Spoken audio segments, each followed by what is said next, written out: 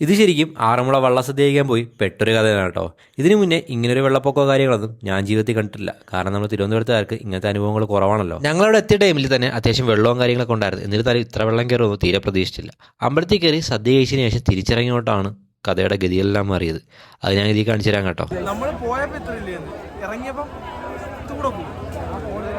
ഈ വെള്ളത്തിലേക്ക് ഇറങ്ങിയപ്പോഴാണ് ശരിക്കും പേടിച്ചത് കേട്ടോ. കാരണം അത്യാവശ്യം നല്ല വെള്ളമുണ്ട്, നല്ല ഒഴുക്കുമുണ്ട്.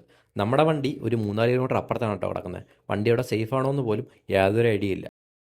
ഇവിടെ താമസിക്കുന്നവരെയൊക്കെ സമ്മതിച്ചേ പറ്റുള്ളൂ കേട്ടോ. ജീവനും കൈ പിടിച്ച് എത്ര കാലമായിട്ടായിരിക്കും ഇങ്ങനെ ജീവിക്കുന്നത്. ഇങ്ങനെ ഒരു സിറ്റുവേഷൻ വരുമ്പോൾ നമുക്കൊരിക്കലും അത് പറയാൻ പോലും പറ്റില്ല.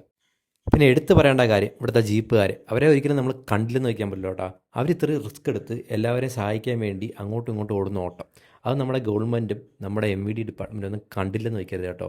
ഇതിനു വേണ്ടി പ്രത്യേക ഒരു നയോ എന്തെങ്കിലും ഒന്ന് ഉണ്ടാക്കിയേ പറ്റുള്ളൂ. കാരണം അവരുടെ വണ്ടി എടുത്ത് അവർ ഈ ഓടുന്ന നമ്മുടെ ഒരു കയ്യിലിരിക്കുന്ന ഒരു സാധാരണ വണ്ടി കൊണ്ട് ഈ ഒരു സിറ്റുവേഷനിൽ എന്തായാലും നമുക്ക് റിസ്ക് എടുക്കാൻ പറ്റില്ല. പക്ഷേ ഈ വണ്ടികളുണ്ട് ഇങ്ങനത്തെ ചെറിയ ചെറിയ മോഡിഫിക്കേഷൻ കൊണ്ട് പറ്റും. അപ്പോൾ അതിന് വേണ്ടിയിട്ടൊരു ചെറിയ രീതിക്കുള്ള എന്തെങ്കിലും ഡെവലപ്മെൻറ്റ് നമ്മുടെ ഗവൺമെൻറ് സൈഡിൽ നിന്ന് എന്തായാലും ഉണ്ടാവണം. അതൊരു വലിയ മാറ്റത്തിന് തുടക്കമാവും.